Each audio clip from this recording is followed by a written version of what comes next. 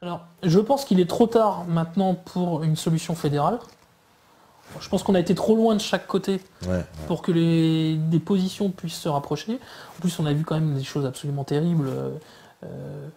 L'épisode de la maison des syndicats à Odessa, dont vous avez parlé sur votre site, sur oui, ta télé, avec toutes les photos. Bien sûr, en plus j'ai eu une interview, j'ai reçu mes on n'a pas pu diffuser l'interview parce qu'il y a un problème, mais on en a beaucoup parlé.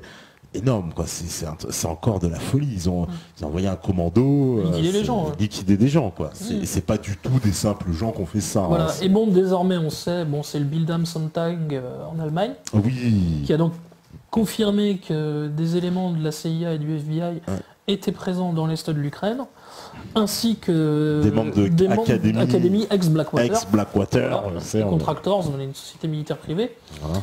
Et la Russie elle-même a envoyé un certain nombre de renseignements, notamment des membres du renseignement militaire, le GRU. Ouais. Et au tout début des événements, alors je ne sais plus si c'était juste après le renversement de Yanukovych, donc c'est-à-dire après l'accord du 21 février qui n'a jamais été respecté, puisque le lendemain, Yanukovych était renversé, les Russes auraient également fait appel à des contractors pour prendre la possession d'un aéroport. D'accord. Voilà. Alors pour moi, les torts ne sont pas exactement partagés quand même. Les Russes se sont trouvés dans une situation intenable et ils étaient dans l'obligation de réagir. Ouais. Finalement, le point de droit international sur lequel la Russie peut être condamnée, c'est ce qu'on appelle le mémorandum de Budapest. Dans le mémorandum de Budapest, il était notifié que le Royaume-Uni, les États-Unis et la Russie devaient assurer l'intégrité territoriale de l'Ukraine en échange de son désarmement nucléaire. D'accord. Bon. Comme la Crimée a été rattachée à l'Ukraine, on peut dire que le mémorandum de Budapest n'a pas été respecté par la Russie. Mais on peut dire qu'il n'a pas été respecté non plus, de fait, de facto, par le Royaume-Uni et par les États-Unis. Dans le reste, clairement, la Russie est acculée sans cesse. Les promesses qui avaient été faites en 91 à Gorbatchev, c'est-à-dire qu'il n'y aurait pas d'extension de l'OTAN à l'Est ou de l'Union européenne, qui n'est pas encore l'Union européenne à l'époque, on sait très bien que ça n'a jamais été respecté. Regardez les pays baltes. Regardez le projet de bouclier antimissile. C'est là que l'Union européenne aurait dû jouer un rôle. Elle aurait dû dire, enfin ça c'est évidemment si on avait des dirigeants européens et qui soient attachés à cette civilisation, et on aurait dû voir Hollande ou Merkel dire, voilà, nous proposons, il fallait vraiment un geste fort, mais évidemment qu'ils ne feront jamais, nous proposons la dissolution de l'OTAN, comme le pacte de Varsovie a été dissous en 91, en toute logique, il n'avait plus de raison d'être. Ce que nous aurions dû faire il y a 23 ans, nous proposons de le faire désormais. Ouais. Et là, tout changerait, parce que les Russes seraient moins inquiets pour leur étranger proche, les pays limitrophes et frontaliers de la Russie seraient moins effrayés, et ça serait un signe très fort envoyé aux États-Unis en leur disant « Vous êtes sur le continent européen, nous gérons les affaires européennes. » Évidemment, là je rêve, je sais que je rêve. Je sais que je rêve. Il suffit de voir l'attitude et la couardise, la lâcheté des dirigeants européens au moment de l'affaire Snowden pour s'en rendre compte. Quoi. Justement, voilà, l'affaire Snowden, c'est parce que ça, c'est...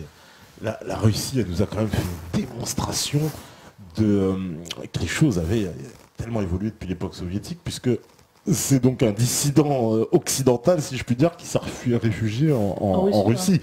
Alors rappelez-vous, avant, les dissidents soviétiques fuyaient à l'ouest, c'est l'inverse. Je me souviens des opposants au mariage pour tous qui avaient demandé également l'asile auprès de l'ambassade de Russie. Je trouve ça, c'est quand même incroyable. C'est les retournements de l'histoire. C'est le retournement de l'histoire. Parce que Snowden, qui est quand même bon... j'ai vu, c'était Oliver Stone qui avait déclaré, oui, du temps de Gaulle, la France aurait accueilli Snowden. Alors la réponse de Hollande était incroyable. Je crois que c'était... il n'en a pas formulé la demande. C'est une question qui doit être résolue au niveau européen. Comme si tu ne pouvais pas prendre la décision tout seul. J'accueille M. Edward Snowden. Mais alors, on a trouvé pire finalement que François Hollande. Il y a Philippe Val devant le CRIF qui a quand même qualifié Edward Snowden de traître à la démocratie. Ah oui, traître à la démocratie. Alors Philippe Val.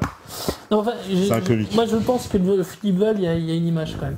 Je pense qu'il doit y avoir un petit personnage qui doit lui tenir sa partie intime, Ouais. et qui doit lui dire souviens-toi Philippe Val, souviens-toi Patrick Fonte, souviens-toi Patrick Fonte, souviens-toi Patrick Fonte.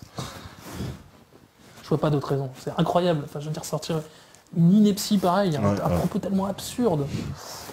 Ah, mais on n'est plus à une près, je crois, Philippe Val. Non, mais il est tenu. Il est tenu. On me dit à l'instant, tiens, le fils de Joe Biden vient d'être nommé à la tête de la plus grosse compagnie gazière ukrainienne. Ah, c'est Hugues de Saint-Gilles. Bah, Intéressant. intéressant, mon cher Hugues. Ouais, intéressant. C'est très intéressant ce que nous dit Hugues. Je me demande aussi si derrière la crise ukrainienne, donc cette volonté de détacher définitivement, de découpler le possible couple euro-russe, Ouais. il n'y a pas la volonté aussi donc de stopper les approvisionnements en gaz russes vers l'Europe, Ouais. et donc de permettre à certaines grandes sociétés, grandes compagnies américaines d'exporter le gaz de schiste liquéfié vers l'Europe. D'accord. Parce que ça, il y a une bataille du gaz, oui. On Bataille peut du le dire gaz. depuis longtemps. Il y a une bataille du gaz. Et même en Syrie, il paraît qu'il y avait des intérêts gaziers. Alors ça, on refuse de le reconnaître. Notamment le gazoduc du Qatar. Ouais, voilà. Il devait traverser la Syrie. Voilà, Thierry Messan, lui, on en a beaucoup parlé. Lui, il dit bien sûr, il y a des gros intérêts gaziers, mais il semble que j'en avais parlé avec d'autres gens qui m'ont dit ah mais non, c'est du mythe, tout ça, il n'y a pas de gaz en Non, Syrie. c'était pas du mythe. Non, enfin, disons que il n'y a pas de gaz en Syrie, mais en tout cas, il y avait un projet de gazoduc, qui traversait la Syrie. Alors, qu'est-ce que vous me dites l'Ukraine, c'est un peu le mur de Berlin d'aujourd'hui. Ah, oui, Oui, alors ça, c'est clairement, effectivement, il y a une volonté de réactiver la guerre froide. Ouais. Et finalement, tous les mains tendues de la part des Russes depuis quelques années ont été soigneusement ignorées. Je me souviens de la maison commune de Gorbatchev, la grande Europe dont a parlé Poutine. Voilà, enfin, à chaque fois, ils se sont fait cracher dessus. Donc, effectivement, il y a une volonté de restaurer un rideau de fer. Ouais, un rideau de fer, réactiver la guerre froide. Réactiver la guerre froide. Parce que Poutine, il est diabolisé quand même dans les médias oui, occidentaux. Et en plus, je pense qu'il est devenu un peu l'étendard pour pas mal de gens aujourd'hui, notamment à l'Ouest, y compris aux États-Unis, dans certains cercles conservateurs, notamment des gens autour de Pat Buchanan, etc. Il est devenu quasiment l'étendard d'un nouveau conservatisme, ne pas confondre avec le néoconservatisme, mais d'un nouveau conservatisme ou d'un nouveau paléoconservatisme. Ouais. Et ça, évidemment, on s'amusera tout à l'heure à parler de Conchita Saucisse et de l'Eurovision. Évidemment, les projets, les dessins de Poutine, évidemment, sont totalement opposés à ce genre de choses. Ouais. Donc au-delà, effectivement, du grand espace géopolitique et géoéconomique qui pourrait faire pièce à l'hégémonie américaine ou transatlantique, il y a aussi en fait un débat, je pense, métaphysique derrière et civilisationnel. Parce que il y a quoi?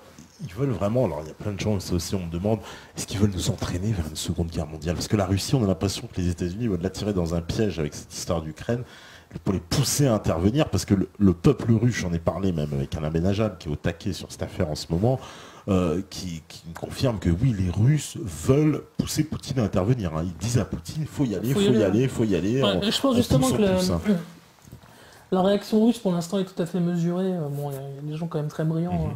Quelqu'un comme Sergueï Lavrov, sans coudées, 1000 coudées au-dessus d'Ashton, Barroso, Van Rompuy, Fabius. On les oublie, enfin on préfère les oublier. Voilà, enfin ils s'encoudaient au-dessus de tous ces gens-là. Donc effectivement les euro-ricains, comme on les appelle, sont capables du pire. Certains par lâcheté, d'autres par opportunisme, d'autres tout simplement par idéologie. Et je pense que la réaction pour l'instant russe est finalement assez mesurée. Et on l'a même vu, il a retiré les troupes russes qui étaient le long de la frontière ukrainienne, il les a retirées. Ouais.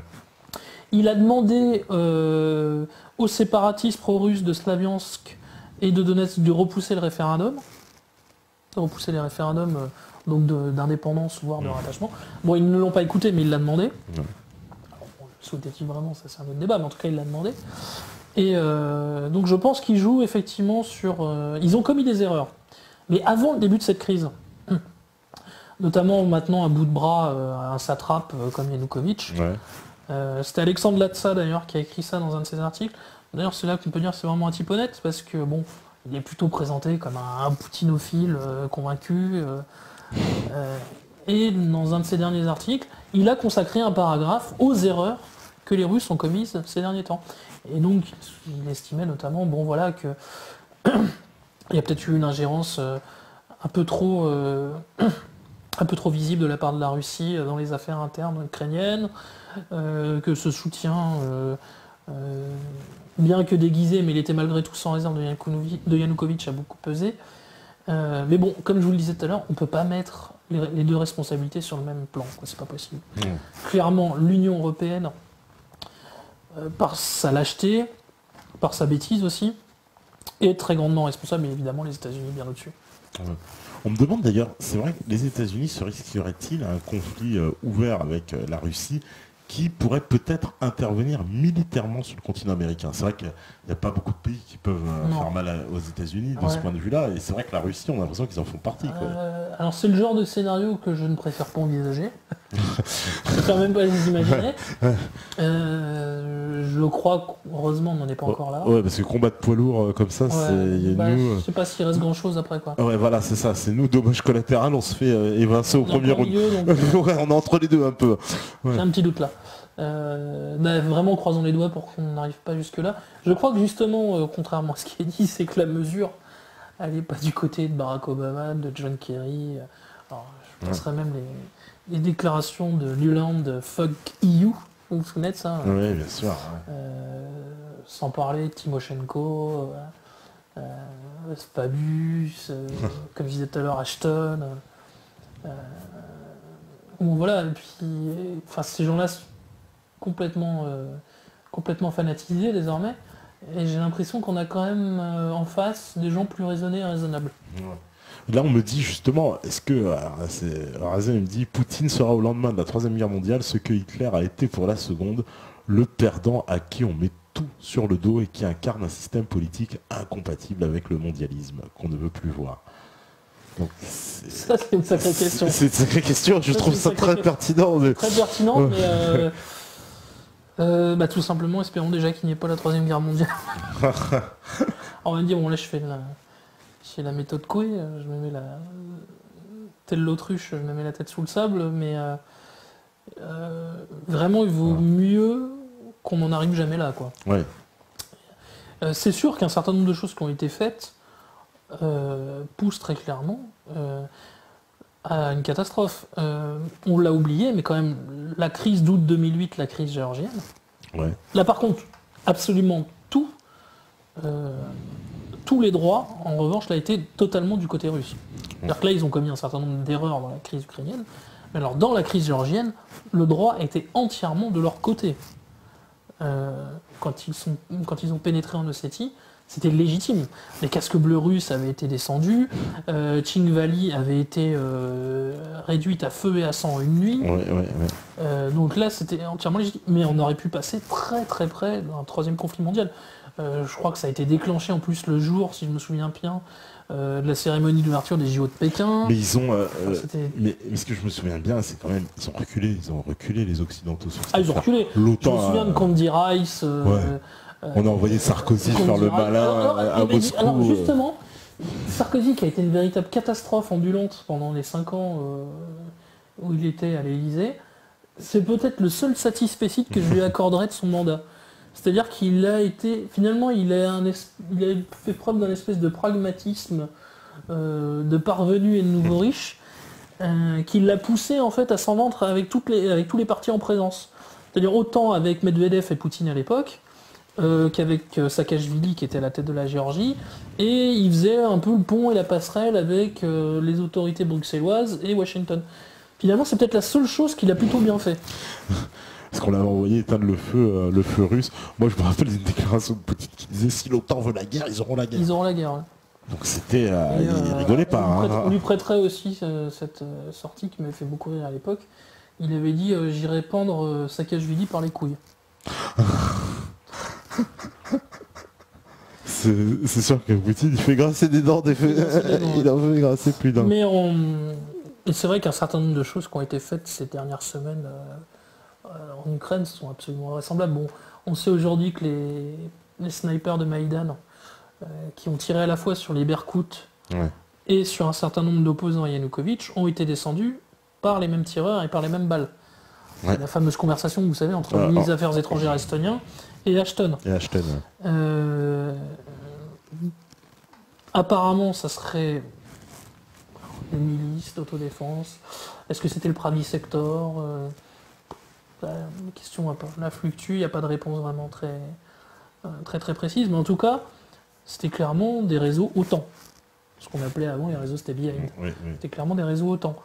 Il semble que ce qui s'est passé, ce qui s'est déroulé dans la maison des syndicats à Odessa, va dans le même sens. On a vu des groupes de tueurs. Des groupes de tueurs qui ont débarqué, qui ont tué les gens dans la maison des syndicats, qui s'y étaient réfugiés. Il y a une volonté d'envenimer les choses. Carrément, parce que totalement. faire un massacre comme ça, c'est pour je suis entièrement d'accord avec... C'était Hugues, tout à l'heure, qui me demandait ça. Ce qui est certain, c'est que les autorités américaines et européistes, je ne dis pas européennes, vous avez remarqué, je dis bien européistes, veulent pousser Moscou à la faute. Absolument, par tous les moyens. Voilà, c'est ça qu'ils veulent, par tous les moyens, interviennent et on aura le prétexte absolu. Voilà, le prétexte pour dire, voilà, c'est le dictateur, c'est Hitler, voilà, c'est exactement le but recherché. Ça, c'est une certitude. Oui, parce que, alors là, justement, une autre info qu'on me dit, Bertrand, qui me dit ça, il me dit Timoshenko annonce un 3e tour de la révolution si elle n'est pas élue. Donc, et elle dit je ne veux plus être tenu pour responsable de l'échec de la révolution si le pays élit un autre président, en sous-entendu que moi. Et comme ce sera peut-être le seul rival qui reste à ma hauteur, Poroshenko, je crois que nous devons préparer le 3e round de la révolution. D'accord. Alors ce qui est intéressant, c'est que tous ces gens de Maïdan, en fait, tous ont été plus ou moins soutenus par des... Bon, par exemple, Klitschko. Klitschko, c'est Udar. Udar, c'est la fondation Konrad Adenauer. La fondation Konrad Adenauer, c'est la CDU. De Madame Merkel. Après, il y a des éléments un peu plus autonomes, on va dire un peu plus indépendants, peut-être plus maintenant d'ailleurs, mais comme Svoboda.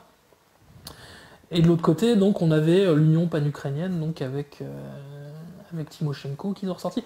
Alors, ce qui est intéressant avec Timoshenko, c'est que finalement, jusqu'à la fameuse conversation téléphonique qui a été rendue publique, où elle insultait les Russes, etc., où elle les menaçait des pires représailles. Il faut tuer chez tous les Russes. Voilà, où elle les menaçait des pires représailles. C'est qu'elle n'avait pas des relations si exécrables que ça avec Moscou. Il y avait eu le fameux accord, vous savez, gazier, préférentiel entre Poutine et elle, qui notamment lui aurait valu la prison. Yanukovych l'a envoyé en prison pour ça. Donc vous voyez, les choses sont encore un peu plus complexes. C'est une oligarque, je veux dire, c'est vraiment c'est une porte-parole des oligarques, voilà. Mais est-ce qu'ils vont pouvoir maintenir une Ukraine uniquement basée sur les populations de l'Ouest? Je crois que ça dépendra essentiellement de la réaction de la Pologne et de l'Allemagne. Je crois qu'en fait, s'il y a une solution, elle peut venir uniquement de l'Allemagne. C'est-à-dire que la grande bourgeoisie industrielle allemande, aujourd'hui, ne veut pas de sanctions contre la Russie. Elle ne veut pas de sanctions économiques contre la Russie, puisqu'une grande partie de l'industrie allemande exporte vers la Russie. Et l'Allemagne est dépendante du gaz aussi. Elle est dépendante du gaz, je crois, à hauteur d'un tiers. D'un tiers, c'est ça, c'est énorme. Donc, on voit que les milieux économiques allemands ne vont certainement pas vouloir se fâcher avec l'Allemagne. Bon, alors, il y a 2 personnes quand même au sein des affaires étrangères, au sein de la diplomatie allemande, qui sont beaucoup plus raisonnables que Laurent Fabius, par exemple, chez nous. C'est Steinmeier et Erler. Et en fait, c'est, on va dire, en fait, la diplomatie allemande vieille école avec l'ost politique. Le grand regard vers l'Est, etc. Qui est une tradition de la politique allemande, de la politique étrangère allemande. Donc peut-être qu'effectivement, si une solution advient, elle viendra peut-être de l'Allemagne. D'accord, parce que les Allemands ils jouent peut-être un double jeu encore. Ils jouent un double jeu. Parce qu'ils ont dénoncé à la télévision, ils ont été très virulents à la télévision publique contre cette affaire. C'est les seuls à dénoncer en Europe de façon, en tout cas, on va dire pour un grand média, l'escroquerie, la mainmise de l'Union Européenne, des États-Unis, tout ça derrière. Alors personne, aucun grand média s'y risquait à part c'est les le Allemands. Bildam Sonntag qui a fait ses fameuses sorties sur la présence des CIA, de la CIA, du FBI et d'académie. Et d'académie, ouais. Il a nié donc un journal polonais qui lui donc aurait eu en main des preuves de la formation des membres de Pravi Sector Oui. par le ministre des Affaires étrangères polonais plusieurs semaines avant même le refus par Yanukovych de l'accord d'association avec l'Union européenne. Parce que ce qu'on ne dit jamais, c'est que cet accord d'association avec l'Union européenne finissait de briser l'Ukraine. On demandait des privatisations à tout va, ce qu'on appelle pudiquement des ajustements structurels, d'en finir en fait avec l'industrie de l'Est de l'Ukraine. En gros, on demandait à Yanukovych d'abandonner son électorat, parce que le gros des électeurs du Parti des régions se situe dans l'Est de l'Ukraine. Comme on trouve aussi d'ailleurs des anciens électeurs du Parti communiste. Donc évidemment qu'il n'allait pas se tirer une balle dans le pied et dire oui, vous en faites pas, je vais signer votre accord d'association, je vais dire aux Ukrainiens de l'Est que je les abandonne. Bon, il aurait sa tête qui aurait fini au bout d'une pique. Donc effectivement, il ne pouvait que refuser cet accord d'association avec l'UE. C'est obligé. Ouais, Il était contraint et forcé. Il était contraint, et puis là, en plus, il a enfilé une dette sur le dos à l'Ukraine, c'est ça, j'ai vu, direct, FMI, endettement direct. Endettement, oui. Et là, par contre, donc, c'est les Russes qui ont menacé soit de briser les accords préférentiels, enfin, je crois que c'est déjà en cours, et de rompre l'approvisionnement en gaz. Oui, parce qu'ils ont une facture. Hein, parce qu'ils parlent de la junte de Kiev. Oui, la junte de Kiev, puis ils ont une grosse facture, apparemment, l'Ukraine vis-à-vis de la Russie, ils ont une grosse facture. Plusieurs milliards, je crois. Plusieurs milliards. Bon, pas prêt de les rembourser. Eh ben, on va faire une petite pause, si la régie est calée. Oui, c'est calé, c'est parfait. Eh ben, on fait une petite pause et on revient juste après. Donc, restez débranchés. À tout de suite. À tout de suite. Voilà, donc de retour sur la libre antenne. On me demandait c'était quoi le clip, c'était Bandem, ce que vous avez vu au début. Voilà. Et les flics de la BAC, c'est par Tom. Voilà aussi, on me demandait. Les flics de la BAC, voilà la petite parodie. Et donc, toujours avec Maurice Gendre, là, on pourrait aborder effectivement... faire un petit voyage, j'ai envie de dire, aller de l'autre côté, là, au Brésil et au Venezuela, parce que l'Amérique du Sud, il se passe pas mal de choses aussi. Il y a des émeutes au Brésil, c'est vrai. On a entendu parler de grands mouvements. Alors, comment ça nous a été présenté ici, encore une fois, dans la presse, on nous a expliqué que c'est des gens qui en avaient un peu assez que le gouvernement brésilien investisse en masse dans cette Coupe du Monde et ne se préoccupent pas des besoins essentiels de la population, alors qu'on dépense des milliards évidemment pour construire des stades, des aménagements. Puis apparemment aussi il y a une politique, ça peut-être tu pourras nous confirmer, on vide les pauvres des centres-villes, on veut un peu nettoyer tout ça. Alors apparemment ouais, ils seraient écartés un petit peu de certaines zones géographiques stratégiques, on va dire. Ouais. Il y a eu un mouvement social autour du prix, autour des tarifs des transports. Il y a également beaucoup d'insatisfaction autour du système de santé. Mais alors moi j'ai souvenir d'une petite chose que j'avais entendue l'année dernière. C'était Erdogan qui l'avait dit. Ouais. Parce qu'en fait ces mouvements datent d'il y a bientôt 1 an maintenant. Ça fait bientôt 1 an que ça dure au Brésil. On en parle un peu plus maintenant puisqu'on se rapproche de la Coupe du Monde, mais ça fait au moins 1 an que ça a démarré. Ouais.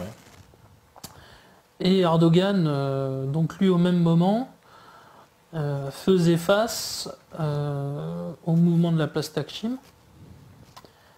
Et il avait eu cette sortie, il avait fait cette déclaration qui avait été très très peu relayée en France. Il avait dit voilà, il y a un complot contre les BRICS. En Brésil, Russie, Inde, Chine et Afrique du Sud. Et il y a un complot contre les BRICS, il prend différentes formes, et contre leurs partenaires et amis, dont il se présentait comme un partenaire et ami des BRICS. Et venant d'un type comme Erdogan, qui est quand même un des pourvoyeurs de fonds, d'armes, voire de formateurs pour les djihadistes en Syrie. Oui, Syriens, bien sûr, ouais. On pouvait prendre ça avec beaucoup de recul. Mais il n'est pas impossible que ça soit totalement faux. Puisqu'à ce moment-là, ça correspondait à une politique de la Fed qui était mise en place. Où en fait, il était plus ou moins question d'arrêter avec la politique accommodante de la Fed. C'est-à-dire de mettre un tout petit peu le frein sur la planche à billets. Et les monnaies les monnaies des BRICS commençaient un peu à dévisser notamment. Et comme il y a une certaine volonté plus ou moins affichée désormais, parmi les pays des BRICS, en fait, de sortir progressivement du dollar, de mettre un système un petit peu à part, soit avec un panier de devises, soit avec des échanges bilatéraux, par exemple, rouble, yuan, roupie, yuan, enfin ce genre de choses. Et donc Erdogan avait dit, voilà, il y a un complot contre les BRICS et leurs partenaires et alliés. Et je me demande si en fait ces mouvements sociaux au Brésil sont tous sauf spontanés. Donc on va m'accuser d'être un théoricien du complot. Mais en fait, pour avoir un peu de mémoire, il suffit de se remémorer les événements de la place Tahrir, qui ont renversé Moubarak. Et place Tahrir, on trouvait des gens du mouvement Haut-de-Port. Et le mouvement Haut-de-Port, c'est le mouvement qui a renversé Slobodan Milosevic en 2000. Et les gens du mouvement Haut-de-Port ont été formés et aidés les gens de la place Tahrir. Et qui est derrière le mouvement Haut-de-Port?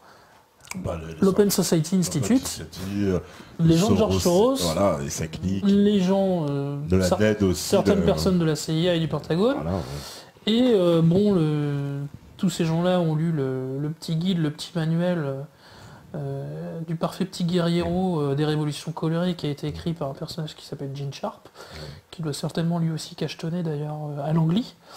Et donc je me demande si ces mouvements sociaux, qui sont très légitimes d'ailleurs à bien des égards au Brésil, sont purement spontanés, en tout cas en ce qui concerne les organisateurs. Comme d'ailleurs on pouvait se poser des questions sur les organisateurs réellement de la place Taksim l'année dernière. Alors j'ai une théorie là-dessus à Moscalovo. J'en avais parlé, je crois que c'était avec peut-être Piero San Giorgio, avec mon ami Piero San Giorgio, qu'on avait abordé cette conversation. Lui aussi se demandait, surtout que je me suis rendu en Turquie une poignée de jours en fait après la fin des événements de la place Taksim, et il s'était déplacé sur Izmir à l'époque, donc c'était encore tout chaud. Et j'avais eu cette conversation en rentrant de Turquie avec Piero, et on s'était demandé si en fait, pour une fois, il n'y aurait pas eu en fait une entente russo-américaine sur le dos d'Erdogan, tous les deux ayant des choses à lui reprocher. Pour le renverser. Pour le renverser. En fait, les Russes lui reprochaient sa politique syrienne.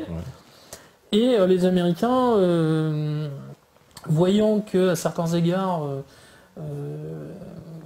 se détachant, c'est toujours la fameuse politique pan-turque, grand turc d'Avutoglu, le ministre des Affaires étrangères, peut-être malgré tout avec une certaine volonté d'indépendance ou d'éloignement les réseaux purement OTAN, plus une volonté peut-être de s'écarter du système US à proprement dit. Est-ce que les Américains et les Russes à ce moment-là ne s'étaient pas mis d'accord pour tenter de le renverser? Bon, ça a échoué. Les dernières élections, il les a gagnées haut la main. Ce dont j'étais absolument sûr quand je me baladais dans l'Istanbul à ce moment-là. Parce que il faut bien comprendre, Erdogan est extrêmement apprécié de la population turque, à l'exception de certains, l'extrême gauche nationaliste. L'extrême gauche et nationaliste, ça peut se coller en Turquie, ça a du sens là-bas. Les kémalistes et une partie des mouvements type militaires proches d'Ergenekon, etc.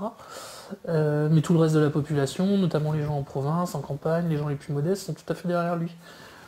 Du fait de sa politique qu'on qualifie d'islamo-conservatrice. Mais est-ce que là, ce qu'on voit au Brésil, est-ce que c'est pas la suite de ce qu'Erdogan avait décrit? Je me pose la question.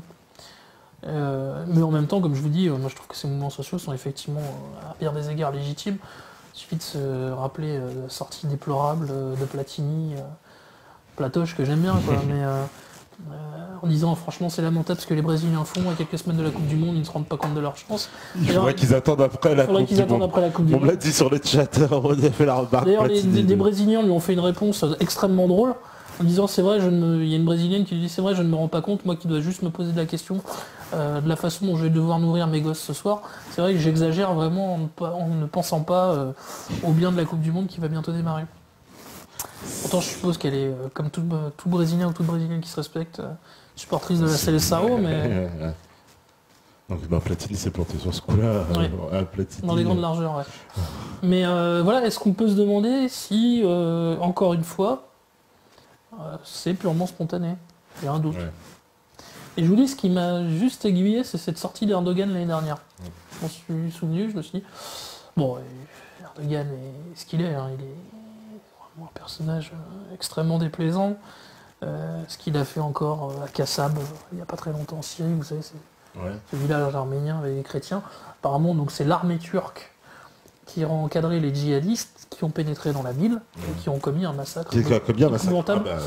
Et bon, ils ont fait croire qu'ils avaient descendu un avion syrien, prétextant que celui-ci avait pénétré l'espace aérien turc. En fait, c'était exactement l'inverse, visiblement.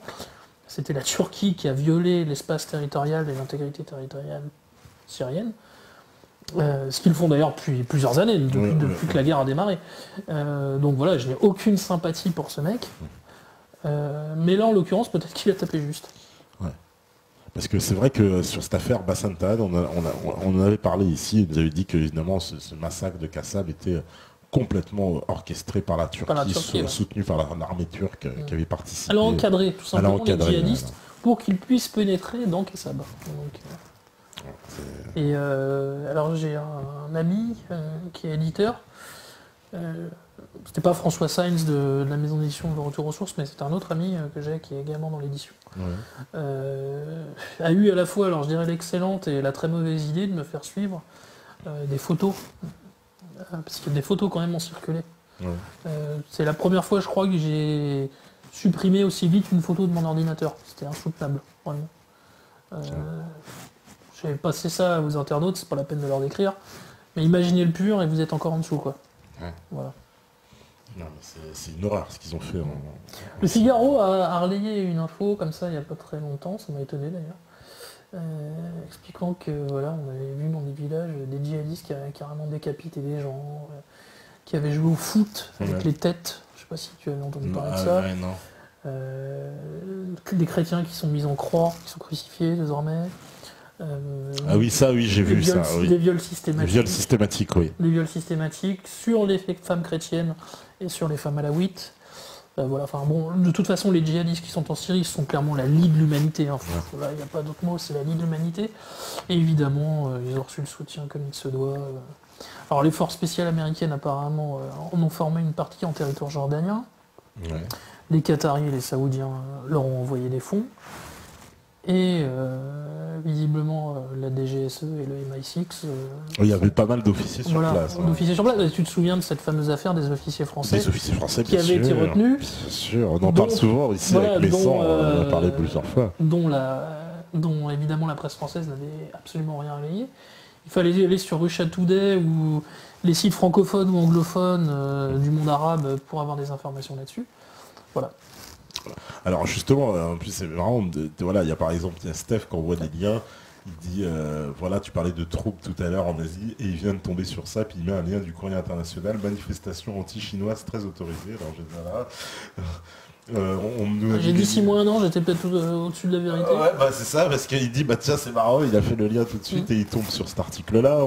On nous a balancé aussi des articles sur la présence de l'académie évidemment en Ukraine voilà, que ça a été reconnu par tout un tas de sites très très très sérieux. Le Bildam Sonntag notamment, je disais, en Allemagne. En Allemagne, voilà. Donc il parle de ces mercenaires américains, on parle de la privatisation du conflit, donc voilà. Donc, comme on le voit très régulièrement désormais. Oui, parce depuis la seconde guerre d'Irak, depuis 2003, où là on avait, je crois, Blackwater, Triple Canopy, enfin il y en avait 3 principales, hein, c'était Blackwater, Triple Canopy, et j'ai oublié la 3e, donc qui était présente sur place. Blackwater d'ailleurs avait commis un massacre en 2007 absolument atroce. Voilà, donc alors Eric Prince, qui était le fondateur de Blackwater, était d'ailleurs un des principaux bailleurs de fonds du Parti républicain aux États-Unis. Alors, c'est très bien, parce que, voilà. Excuse-moi, je te continue. Ce serait possible de passer un tout petit peu le micro de Maurice, parce qu'en fait, ça frotte un peu quand il... Ah, d'accord. Il faut que tu le baisses là, en fait. Attends, bouge pas. Voilà. Comme ça va aller mieux. Donc voilà. Allez, c'est en direct, il n'y a pas d'assistant ici qui vient. Comme un Canal+. Et justement, on me dit, tiens, il y a Zach aussi, il envoie un lien aussi, il parle d'attaques attribuées aux séparatistes musulmans du Sud en Thaïlande. Voilà. Donc en fait, oui, finalement, tu parlais d'une déstabilisation de l'Asie, ils t'ont dit, ah oui, c'est bizarre, et on trouve, c'est effectivement pas mal de choses. Hein. Là, je vois l'agitation en Chine. Voilà. D'ailleurs, ce qui s'est passé les dernières semaines avec les Ouïghours du Xinjiang. Voilà, il y a quelqu'un qui nous balance un article sur les Ouïghours, voilà. Ouais. On peut se demander si... D'ailleurs, même avant les événements de l'Ukraine, rappelez-vous des attentats de Volgograd. Oui. Subitement, comme ça. Subitement, on attend. Les réseaux caucasiens qui sont réactivés. Après la fameuse Tchétchènes, généralement ingouches ou dagestanais. Généralement, ça vient de ces trois républiques autonomes. Ça vient du Tchétchénie, d'Ingouchie ou de Daghestan. Elles sont réactivées comme ça à des moments. Subitement. Et après les fameuses menaces de Poutine, on a entendu parler quand son entretien avec le prince Bandar où il leur a dit on va changer la carte du Moyen-Orient. Et alors, ça on n'a jamais su vraiment si c'était vrai ou pas. C'était vrai ou pas, C'est-à-dire, Bandar lui avait promis donc apparemment la paix pendant Sochi s'il lâchait la Syrie, sinon il lui promettait en gros les feux de l'enfer. Et Poutine aurait dit à ce moment-là à certains de ses généraux et de ses responsables des services de renseignement, vous me cherchez 50 cibles saoudiennes. C'est une information qui avait circulé. Vous me prenez 50 cibles saoudiennes, 50 personnes, et si ils font quoi que ce soit, on liquidera ces 50 personnes. C'est quelque chose qui avait circulé à l'époque. Ouais, mais parce qu'ils ont mis en application leurs menaces, parce que quand même on a vu cet attentat dans la foulée. On sait tout de suite revendiqué par les mêmes groupes auxquels avait fait référence Bandar, c'est-à-dire les extrémistes caucasiens, on sait qu'il y en a pas mal aussi dans ce coin-là.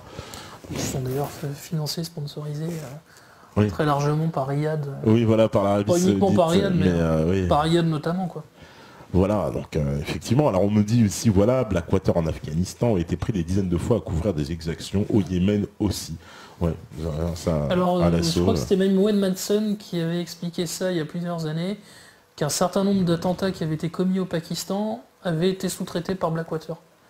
On avait demandé à Blackwater en fait de les organiser. De toute façon, c'est un grand classique. Les terribles attentats de Mumbai. C'était Lashkar et Taïba qui étaient derrière, qui étaient bons. Les hommes étaient des hommes de Lashkar et Taïba. Lashkar et Taïba, c'est une marionnette de l'ISI qui visiblement serait elle-même une marionnette du MI6 et de la CIA. Et de la CIA, l'ISI, les services secrets de renseignement pakistanais, on rappelle. Inter-Service Intelligence. Voilà, c'est comme cette interview que tu dois connaître de Benazir Bhutto avant sa mort. Où elle nous explique que Osama Ben Laden est mort depuis des années, tué par le chef de l'ISI. Voilà, par le chef de l'ISI. Ouais. Bon, exactement. Et ça, on n'a jamais réussi à savoir. D'ailleurs, elle est morte juste après, je crois que c'est 2 jours après, quelque chose comme ça. Terrible attentat. Ouais. Alors, voilà, non élucidé encore. Non élucidé. C'est toujours pas qui a tué Benazir Bhutto. Ça reste encore un mystère. De toute façon, la méthode est quasiment toujours la même. Ouais. On utilise des patsy, comme on dit en anglais, des manipulés, des idiots utiles. On a des proxys, c'est le langage que les services utilisent, et puis on a un certain nombre de groupes de services d'enseignement qui manipulent tel ou tel service. Genre Boko Haram. Boko Haram. Parlons-en de l'Afrique aussi. Boko Haram, alors là, il y a quasiment des preuves, y compris dans Wikileaks, des liens entre Boko Haram et des factions de la CIA et du Mossad. Ouais. Donc là... il trouve vraiment le mec complètement cinglé. Moi, Boko Haram, tu vois, justement, le type complètement cinglé. On voit qu'il est camé. Ça fait penser aux gens du front Al-Nusra, les gens salopards du front Al-Nusra. Ouais. On va appeler les choses par leur nom. Les salopards du front Al-Nusra en Syrie, qui apparemment sont camés jusqu'à l'os. Jusqu'à l'os, ouais, c'est ça. Et bon, le front Al-Nusra, c'est Al-Qaïda. Bon, Al-Qaïda, c'est l'émanation de tous les services de renseignement occidentaux en fonction des intérêts qui sont les leurs à tel ou tel moment. Bah, Boko Haram, c'est clairement ça. Là. C'est clairement ça, parce que tu sais, on a l'impression, quand tu t'analyses même, on va dire la terminologie, tu vois, oui, alors c'est Boko Haram contre l'éducation occidentale décadente, c'est ça? L'éducation occidentale est un péché. Voilà, c'est du délire, quoi. Et ACMI, etc. C'est-à-dire qu'il y a toujours, si tu veux, une espèce de référence à Al-Qaïda, tu sais, dans le don caché. Là, ils trouvent toujours des psychopathes, quand même. Bon, ces mecs-là sont des psychopathes invraisemblables. Je lisais, un spécialiste disait, les mecs de Mujao, dans Sardine ou d'ACMI, à côté de Boko Haram, c'est des rigolos.